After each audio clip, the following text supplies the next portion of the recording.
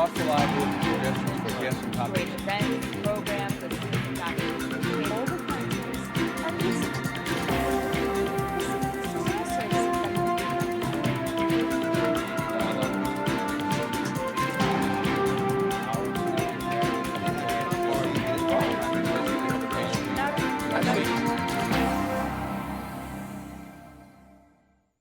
Welcome to this week's segment of Dialogue Houston. I'm your host, Lawrence Payne. To our regular viewing audience, welcome. For those joining us perhaps for the first time here for ACC's TV Dialogue Houston, we can be found now every Tuesday and Thursday at 6 a.m. and 6 p.m.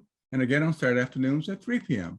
As always, at the top of the hour, let me thank you for your very thoughtful calls, emails, and text messages concerning previous shows we've aired here on ACC's TV Dialogue Houston, but particularly your ideas for guest topics and subjects to be covered on upcoming segments of Dialogue Houston. For after all, this is your community affairs, public affairs show here on ACC TV, proudly now in its 32nd year.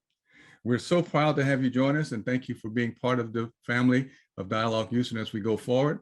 We have a very special show for you today, 2 shows back to back on the same subject and theme matter that I think you will appreciate. Joining me for the first segment is Dr. Ruth Lopez Turley, who's the director of the Kinder Institute for Urban Research at Rice University. And I wanted Dr. Turley on so she could really lay out some of the facts. And here's how I'm going to kind of tee this up. We have the facts, we have the data, we have the research, we have it from a trusted institution, we have the truth. The question has always been, what are we going to do now? What actions are we going to take? You know, I think it really comes down to the ability now to speak truth to power with having the actual data and that we need to do so. I think it's time that we all, even I, took my jacket off this afternoon, rolled up my sleeves. It's time to dive in and get serious about what we're going to do. Dr. Turley wrote a wonderful op-ed for the Chronicle a few days ago that really spelled out everything about this HIC takeover and that, in fact, it's not going to do any good. In fact, the proof is there nationally and that the takeovers usually cause more problems than they fix. We know what the issue has been here in Houston. We've known it for how many years now? I'm into my 9th superintendent in almost 50 years, my 8th mayor. We've talked about this on Dialogue Houston. We've had everyone on over the years. Dr. Stephen Kleinberg gave a warning years ago. My good friend, Dr. Bob Houston at the University of Houston Institute for Public Urban Education, we had the privilege to serve there with him as associate director of the Institute for years, my mentor and tutor. He sounded the alarm very clearly years ago. It has always been about funding, change the word, about investing. We have chosen not to invest into our school system, into those schools that need it the most. We find ourselves today in some ways where we were in 1968, taking steps backwards rather than forward. The schools are resegregated again. HIC is 84% majority minority of students in the school district. The city itself is 67% majority minority. That's not going to change. If we say demography is destiny, then that's here to stay. So what are we going to do? What can we do? What do we want to do? More importantly, what do we have the will to do? We'll stop there. Dr. Turley, welcome. So glad to have you join us. Thanks, Larry. Thanks for the invitation. And I just want to say a little bit more about the way you queued this up. I'm a researcher of education. I'm a sociologist of education. I'm on the faculty here at Rice. And when I heard about the possible state takeover, I decided that it would be very important to help inform the public about what research has to say about state takeovers. So we did a review of the research literature about state takeovers. And in particular, we highlighted in this op-ed that you referred to, we highlighted some recent research that came out last year that covered all of the state takeovers across the nation since 1988, when these state takeovers first began. And what these researchers did, these were a couple of researchers at the University of Virginia and Brown University, they analyzed the impact that these state takeovers have had on student outcomes. And they found that in general, state takeovers are not associated with improved student outcomes. Instead, they found that state takeovers are most frequently associated with a decrease in student performance, at least initially in the years immediately following a state takeover, and that on average, it takes a school district about 5 years to return to pre-takeover levels. So their conclusion was that if we take a look at all these state takeovers across the nation, and there have been well over 100 since the late 1980s, so we have quite a few examples of state takeovers. And if we look at them and analyze them, and we see that in general, they don't help. So why the move at this particular time to take over HISD? This discussion started in 2019 when the test scores were really, really bad. It triggered this a new legislation that said if a school was 5 to 7 years failing, but the school's average has raised. The test scores have now gone from a D and a F to a C. I still have a problem with a C because I grew up in a household that a C is just average, nothing to get excited about. Right. But I really want to understand what's the driver and motivation right now in this discussion in the larger context about vouchers, about all the other things we're hearing. And as you said, predominantly in a majority district, when the issue that is still being circumvented is the issue of adequate resources and the failure to invest. Whether the HISD is taken over by the state or not, the issue of funding is still going to be there. If the state takes it over and tries to do anything to make it better, they're still going to have to invest. So Right. So what's the driver? What's the driver here? I mean, that's a great question. And, I can't really answer that question through research evidence because I don't know exactly what the driver is from the state's perspective, what's happening here. But what I will say is this.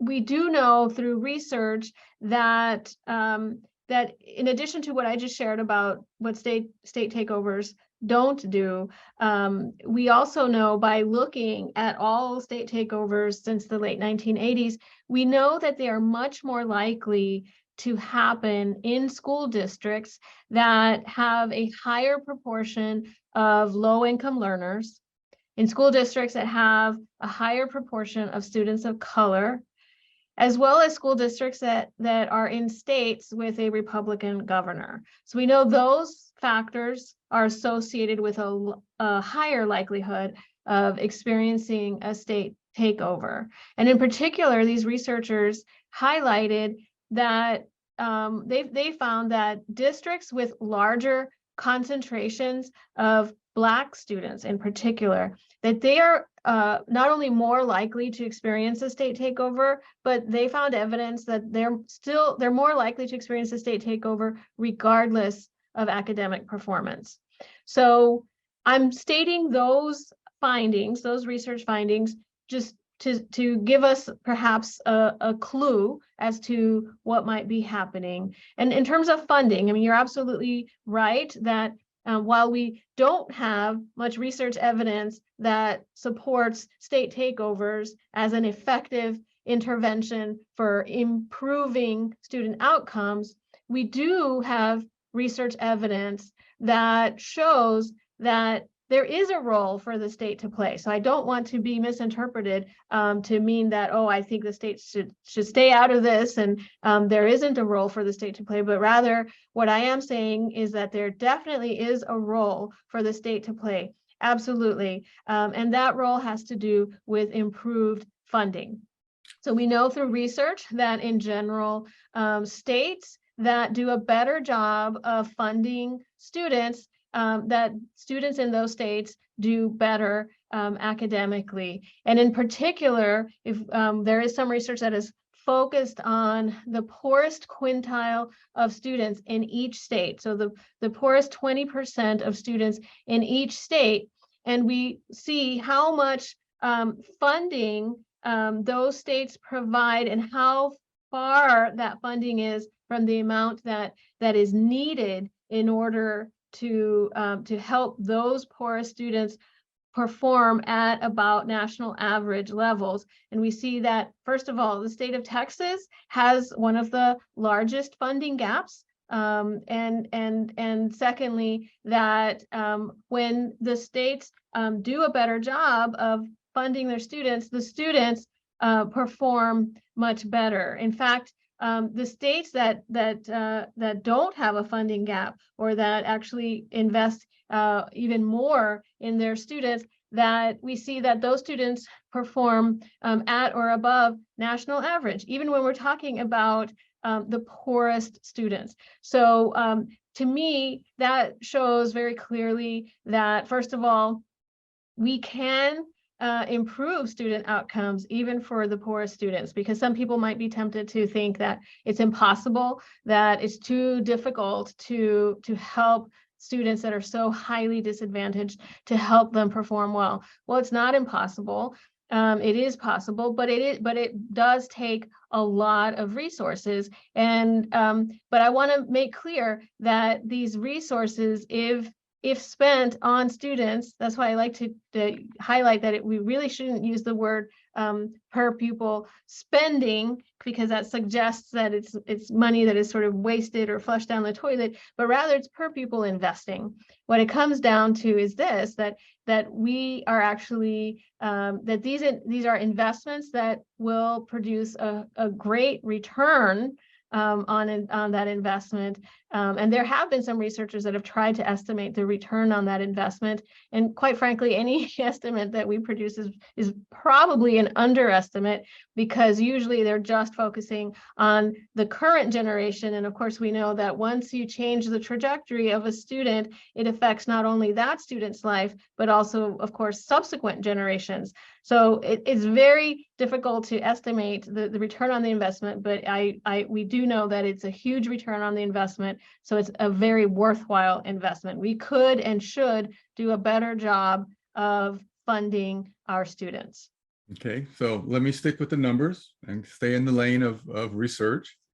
So the national average is 13,494. Texas spends 10,342. HISD spends 9,380. So the gap, let's talk about the investment gap. So what is the real number of the investment gap that we should be investing per student, particularly in those schools at the lower percentile, the ones that have the same results year after year of failed test scores? If we were to talk about that number for those schools per student, what would that look like? What's the gap? The real number. Right, that's a great question. So that number, I'll answer the question first and then I'll explain. Okay. So that number is estimated to be an additional, so in addition to the 10,000 that you just mentioned, that the state of Texas is already spending, an additional $12,000.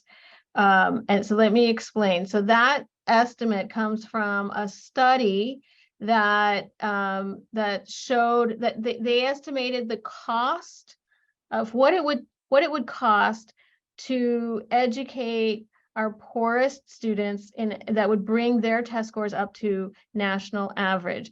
And that cost is actually different for each state. So it's not one single number across the nation. And that is because the cost is different for each state. For example, labor costs vary, and labor costs are a big chunk of what it costs to educate our students. So these researchers took that into account. The other variation is that we know that it costs more to educate poor students. And on top of that, it actually costs even more to educate poor students that are in a school with a high concentration of poverty. So here, that brings us to another issue, segregation. We know that our schools are highly segregated, both by race and ethnicity and by income. Those two are, of course, tangled up together. But in addition to, there are lots of reasons to consider school segregation and its impact on our students. But one of them is actually, it has an impact on the pocketbook. We know through research that, in fact, Lori Taylor at A&M did some research on this that estimated how much more it costs to educate poor students who are in schools with a higher concentration of poverty. So, so we could save money potentially by addressing that issue. But in any case, so researchers have estimated what it would cost to bring our poorest students up to national average performance. And it varies from state to state because the costs are different from state to state. But it is estimated that in the state of Texas, we would need about an additional $12,000 to get our poorest students up to national average. But frankly, any additional amount would be helpful because we see a general correlation that the states with the larger funding gaps, their students perform worse than states with smaller funding gaps. Their students perform better. So anything we can do to move up, to do a better job of filling that funding gap will likely help our students do better, especially our poorest students. So, having said all of that, which I totally agree with and follow, unfair question coming up, of course, but that's what happens in these kind of environments. If you had your crystal ball to put on and to gaze into, in all honesty, where do you see this headed? Because it's kind of to the point now where something truly remarkably has to happen. Something has to give. I've been to 3 rallies about Save HISD from the state takeover. They're passionate. The community and the civic response, they're all caring, loving parents and teachers and community leaders and ministers and pastors and business representatives and unions. Everybody wants to save their school. Everybody thinks that everybody should be helping them to save their school, to save our students. But you said it in a very nice way. But let's not forget, this is as much a racial issue as it is anything else. I hate to say that, but it is. In the resegregated environment of HISD, we've gone backwards from 68 to now. Seems like we're getting ready to celebrate the 7th anniversary of Brown versus Board of Education. And what do we really have to show for it? Separate has always been unequal. And so the question we have to ask ourselves as a society, as civic engagement, as people in a multicultural, multiracial, multi-ethnic environment, what are we going to do? All those children are our children, are they not? And there's no misdemeanors, no kind of thought of no more or less. Either they are our children or they're not. And we have to embrace that fact and do something and do right by them. Mm-hmm. Because it seems like we can't just keep going down the same discussion that we've had how many years now? It's the same conversation over and over again. That is a tough question about what do we do, because, in all honesty, I'm not sure what do we do if you're talking about us, like we're the stakeholders, the ones who are directly impacted by whatever decision happens. So I have to get a little personal here and say I am not only an education researcher, but I am also an HISD parent. So this is personal to me. And it's one of the reasons why I think it's important that the general public is aware of this research evidence, or I should say the lack thereof, to support a state takeover. However, obviously, so I care deeply about what happens to my children and all the rest of the children in HISD. And I want what's best for them. So I do think that it's important for those of us who are most directly impacted by what happens, that we speak out, that we speak up about our perspectives, as well as, of course, I always want to say as a researcher and what the research has to say about this. But it's also important that we have conversations, like genuine conversations with our decision makers. So my understanding is that it's been a bit challenging to have some of these genuine conversations because of the fact that there have been some lawsuits in place, and that makes it very, very difficult to actually sit down and have a conversation. I don't know how helpful that would be, but I think that could be a useful next step, if possible, to really have a genuine conversation about but make sure that we're focusing on the students, Right. to make sure that goal remains front and center in these conversations. And like I said, I do think that there is a role for the state to play. I just think it's different from what is currently being discussed. All right. I'll leave it at that. Dr. Turley, Ruth, we want to thank you for your research, but also for your passion and your commitment and dedication to this issue to save all our children. And the children of color, thank you, NHISD. And we need that help continuously to have that voice, to have that research, to have the data and statistic that back up the passion and the action that needs to happen. Because it is about truth. It's not what I believe, it's not what you believe, not what you think, it's the research and the data that says very clearly what's at stake. So I want to thank you for being on Dialogue Houston. Let me just close with these thoughts real quick. It is, what do we believe as citizens and what do we want? Beliefs drives values. And either we value these students and we value these human beings as full human beings. That has always been the question before us when it comes to public education and the racial question. So we both believe and disbelieve 100 times an hour, which keeps us very nimble. The question is always, what are we going to believe and who do we believe? We live in interesting times. For such a time as this, we're in need of citizens rising to play their role as the constituents, those who attend someone's place of worship Friday, Saturday, Sunday, church, parish, temple, synagogue, or mosque, it doesn't matter. What is your role as a congregant? What is your role as a constituent? What is your role as a citizen?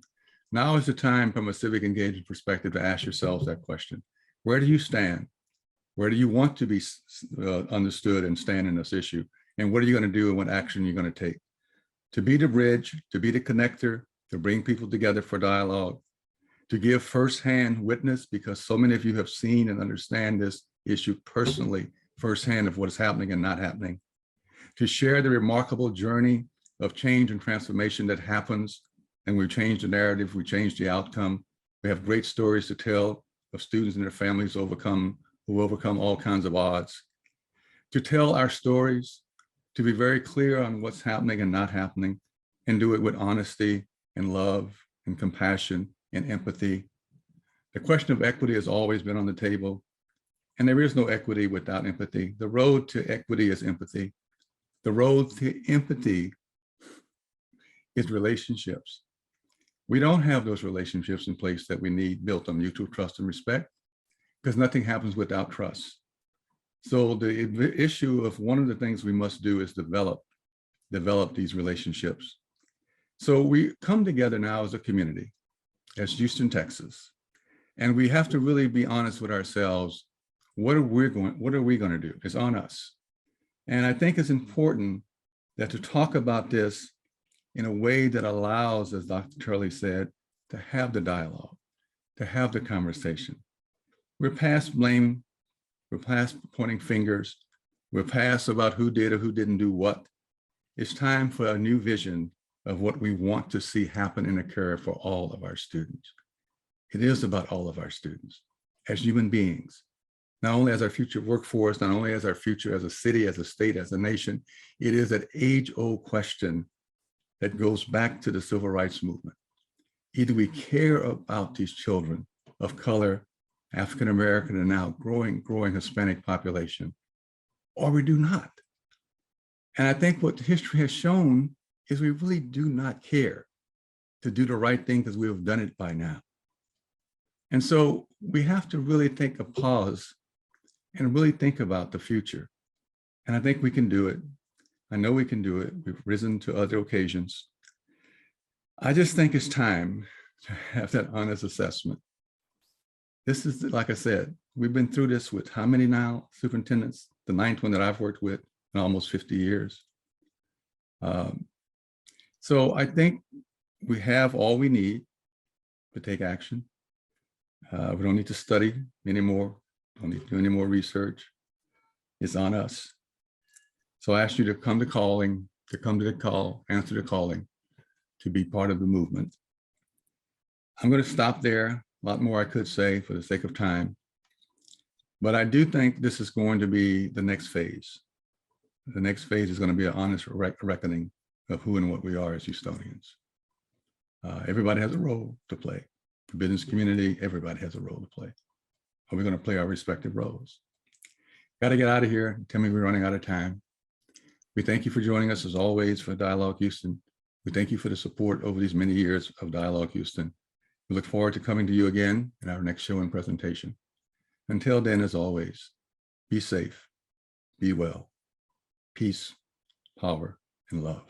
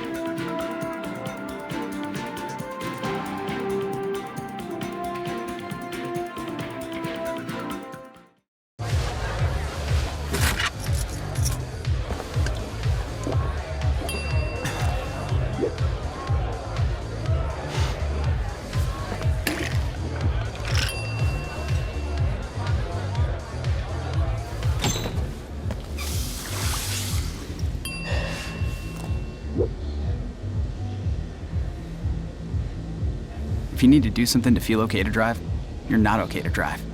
Don't drive buzzed. I don't remember how it started. Go to that. Our back and forth. It always came back. Dad! You probably don't remember what you told me, That was perfect. but I heard every word.